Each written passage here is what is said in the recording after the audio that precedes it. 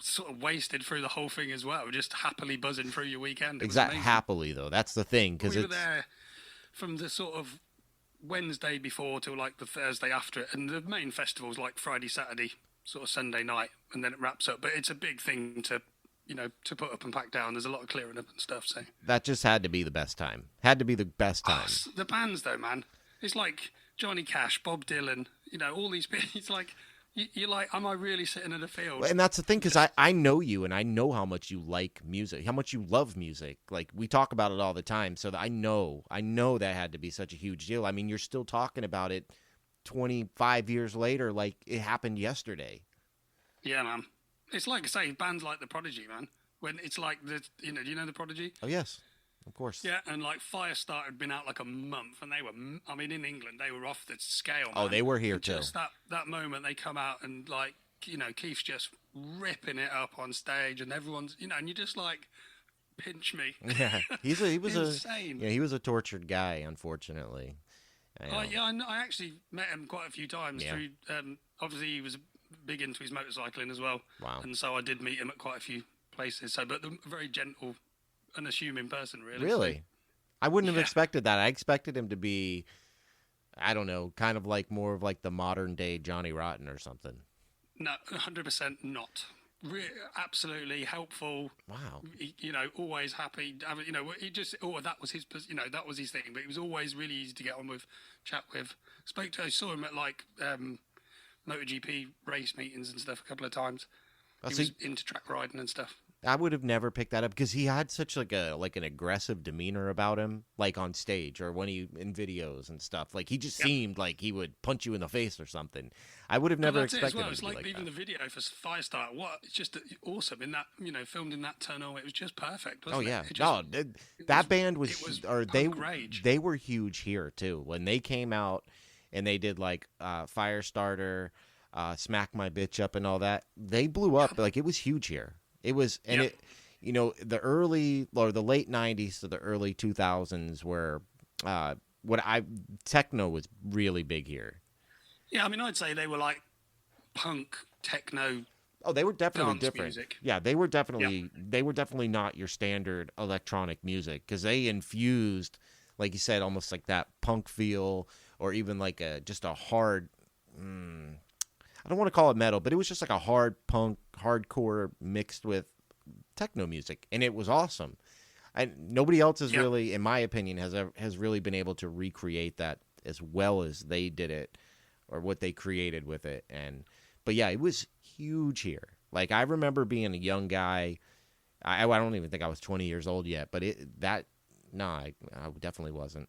But it blew up here. I dated this girl who was infatuated with that guy. She loved him. I mean, posters on her wall and everything.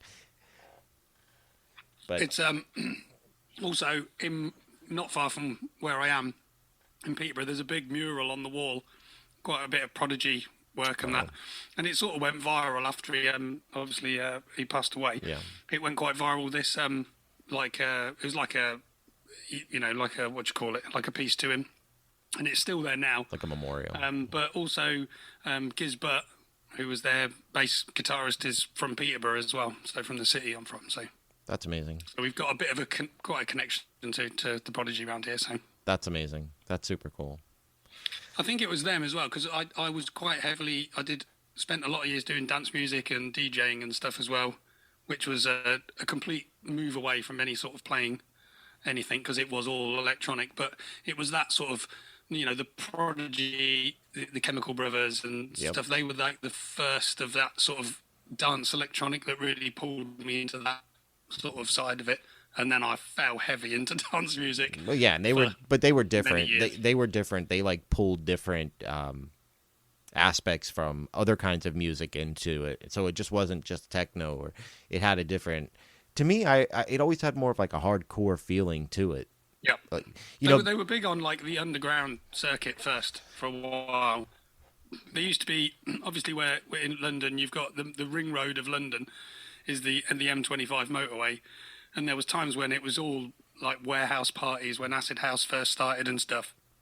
And there, it was like this Friday, Saturday night convoy was just travelling around the M25 trying to find, warehouse parties and whichever else that was kicking off. And I know the Prodigy were pretty much spawned from that anyway. So That's incredible. I never, because we've never talked about this. I knew you did some like electronic music because you sent me that super cool mix where you threw in Break On Through from the Doors in, which I lit up like a Christmas tree. I was like, oh shit. I got all excited. But I mean, you're really into everything. I think that's why we get along. We have a lot of stuff in common. My sister was my biggest influence, my older sister. She introduced me to all the music that I liked. I grew up listening to the same kind of music. I don't know. There's a lot of similarities. I even went through I listened to a lot of techno when I was about 19 to 20 something. I went through a huge techno thing. So I don't know. Maybe that's why we get along. We have a lot of similarities. But you also do play guitar, and we are going to talk about it because I told you we were going to talk about it. But when did you decide you wanted to play guitar? Okay, I was like I said, I carried a guitar for a year when I was about 12 or 13, and then I said I moved up north. I came back when I was 16, and I'd say between 16 and probably 18, 19. I was hanging out quite a lot with my sister's husband, as it is now. Mm-hmm. He, again, I was like that age. He would have been like early 20s as such, and he was quite into his guitar playing. He was into, stuff like Pearl Jam and stuff. We used to go around, and I'm quite happy to admit we were just getting stoned constantly. Yeah. Playing guitar, really. And that's really when I first picked up, an acoustic guitar. I've always quite liked more sort of vocal, sort of folky music rather than, I love an acoustic song is amazing to me. Something really soulful. So that's where really I started, I'd say. And then there was a few years of when I tried to put the effort in. I bought myself a Washburn, like a Dreadnought Washburn, in like a natural. It was just a nice guitar. It was, pre-owned, and I loved it. And I don't even know what the hell fucking happened to that guitar. I really loved it. And I'm like, did I lend it to someone? Did I leave it somewhere? And even now I'm like, I have no idea what happened to that. But it was a nice guitar. Oh, man. It was with me for 3 or 4 years, and then it moved on. So you've been playing. That was the time. You've been playing longer than you told me. You make it seem like you just started playing not that long ago. The difference was the fact that he could sing. I mean, he could sing a song and he could play, and he'd sing out and Wish You Were Here and stuff with all the picking and that. And I'm like, I'm jealous as fuck of this this guy. And I can just about and I'm like, my voice ain't quite there at that age and stuff. And to learn anything, it was books. I've still. Yeah. I was trying to dig them out because I know I've got somewhere a box of of chord books and stuff, and it's things like Dookie and U2 and Smashing Pumpkins and all that, and it's all the stuff that I was like would try and learn stuff from the book, but a lot of the time, like I say, I'm a bit of a bar chord wonder, to be honest. Yeah, but I mean, I'm putting more effort in now since I've been talking with you guys. I'm putting much more effort in now to my guitar. Well, I love it because I get to hear you play over spaces, but then you sent me a video the other day. I love that because I don't really have anybody else other than my father to do that back and forth with. So now I'm like, I think that's why I always want to talk about it with you because you're the guy that I have to talk about this stuff with. So I mean, look, I picked up my first guitar when I was I think I was 14. Yep. But I never took it seriously until about a year and a half ago. That was when I decided for some reason. Did you start playing because of your dad then? No, because I think at the time when I decided I wanted to play, I didn't want to be like my dad. I was going through the same normal kid phase, I wanted to make angry punk music with my friends, and if I'm being honest, I was also in a band when I was that age. I had a buddy who could play guitar. And then we had a buddy who wanted to play bass, and I wanted to play the other guitar, but we never actually played anything. We just hung out. We didn't do anything. Yeah. We did nothing. We were the same. Yeah. Literally. I said, the guy, that's what pisses me off, man. It's like I was chasing a girl for months on end, and then this kid moves up from the other side of the country, where I had come from. You know what I mean? He carries a set of drumsticks, and he bags her in about a week. I'm like, what the fuck? I should have picked the It's drums. not a good friend. He shouldn't have done that. Eh? He shouldn't have done that. Not cool. Do you know what? A funny story about him as well. He came up from London, and we were like 13 or so, like I say, because it wasn't long before I left school. I'm probably 12. And like I say, it was a fucking war zone. It was it was like you were looking over your shoulder every day, and everyone's always getting beaten up and whatever. And there's the hardest kid in the school at the time. I'm not going to name him. I guess he's still out there. But anyway, this kid's like, everybody's scared of this kid.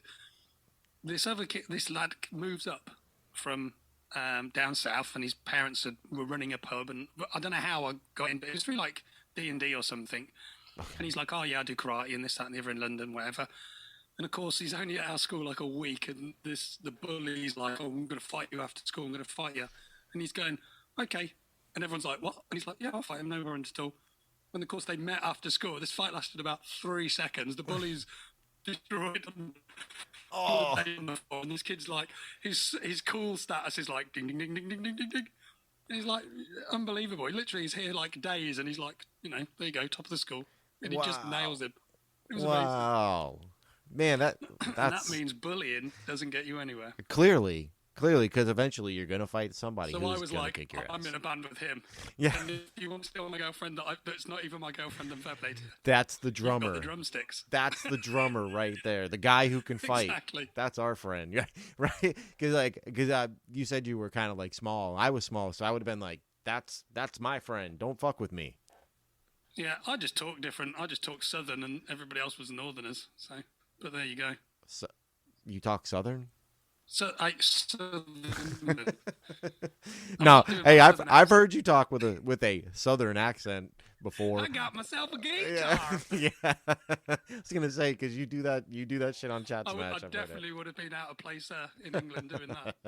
I want to come over there just so I can, because I hear like my wife's got family over there, and when my wife's dad went over there to visit, they went out to the pub, and whenever he would talk, people would come up to him and be like, "Where are you from? Can you say this? Say that?" And to me, that just seems weird because I'm American. It's the same if I come to America and I've got an English accent. Yeah, people will do I it. think I'll be super popular because I talk English. Yeah. Oh yeah, girls love that. Girls love that here. Amazing. I'm sure my wife will be thrilled. Yes, she will. Hey, ladies, he's very good looking, but he's married, so leave him alone. You're welcome, Mrs. Styles. You're welcome.